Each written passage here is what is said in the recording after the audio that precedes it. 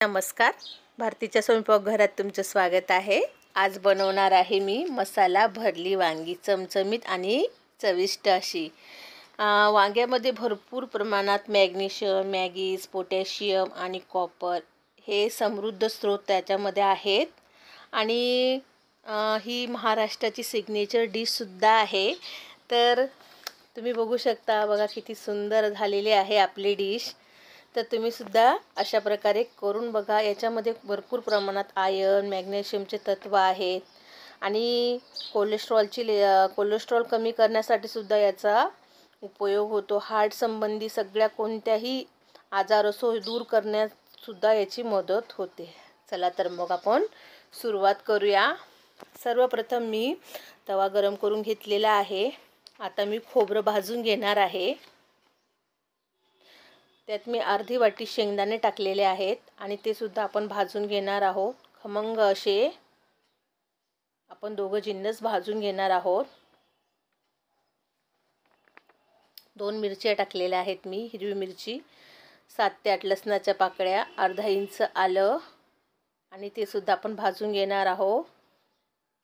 कमी गॅसवर जिन्नस भाजायचे आहेत, लालसर अशा भाजायच्या आहेत, खमंग.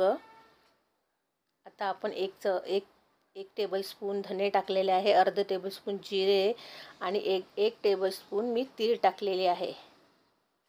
तर आपण आता सगळे जिन्नस भाजून घेणार आहोत आणि मिक्सरमध्ये आता याचं आपण वाटण करून घेणार आहोत. वाटण अगदी बारीक करायचं नाही, मीडियमचं ठेवायचं आहे. बघा अशा प्रकारे ठेवायचं आहे. आता आपलं वाटण झालेलं आहे आणि आपण आता मसाले त्यामध्ये टाकणार आहोत. आणि खूप सारे मसाले न टाकता आपण मीडियमच मसाले टाकणार आहोत. जे अवेलेबल असतात घरात तेच टाकणार आहोत. तर सर्वप्रथम मी 1 चमच मसाला टाकलेला आहे, 1 चमच मिरची पावडर टाकलेली आहे, अर्धा चमच हळद टाकलेला आहे, चवीनुसार मीठ टाकलेलं आहे आणि कोथिंबीर टाकलेली आहे बारीक कापलेली. आणि हे सगळे जिन्नस आपण आता मिक्स करून घेणार आहोत. आणि बघा वांगे मी असे घेतलेले हिरवे वांगे आहेत. हे मी गावाला गेली होती तर गावाहून आणले आहेत. तर तुम्हाला हे मिळाले तर हे सुद्धा करून बघा. आणि वांगे मिठाच्या पाण्यात स्वच्छ धुवून घ्यायचे आहे आणि बघा त्याचे देठ कापायचे आहे असे आणि त्याचे काटेसुद्धा कापायचे आहेत. आणि त्याला आपण 2 चिऱ्या पाडून घेणार आहोत. कापून घ्यायचे आहे 2 असे मध्ये, जेणेकरून आपण कीड चेक करता येईल त्याच्यात कीड आहे का नाही. आणि मसाला आपण आता असं बघा त्याला भरून घेणार आहोत. अगदी दाबून मसाला भरून घ्यायचा आहे. सगळ्या वांग्यांना मी मसाला भरून घेतलेला आहे अशा प्रकारे.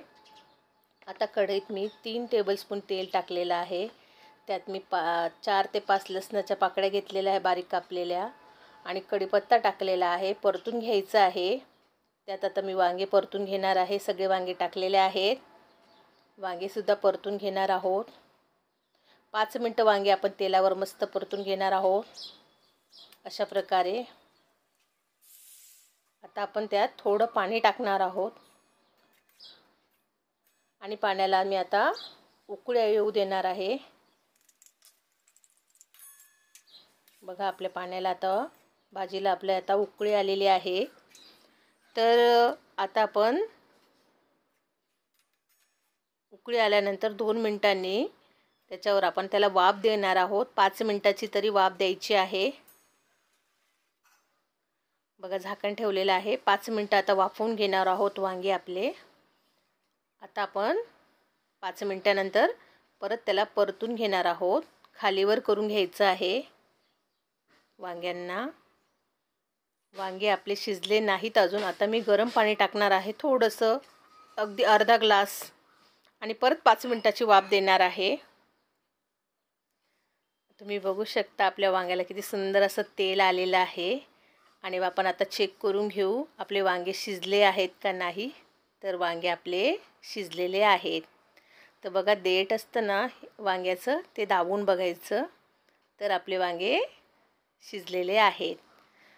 आता तरीसुद्धा आपण कमी गॅस करून अगदी 2-3 मिनटं आपण परत त्याला भाजीला मस्त आपण शिजू देणार आहोत.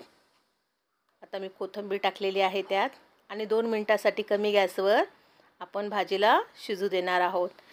त्याच्यामुळे आपल्या भाजीला अजून तरी वगैरे येईल छान.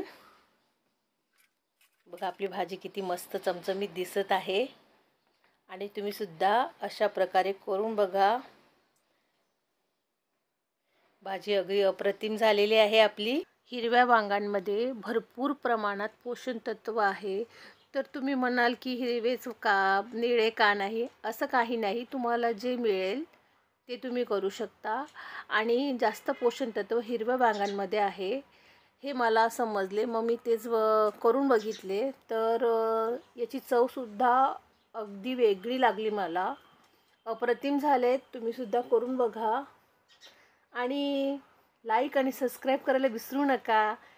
थँक्यू.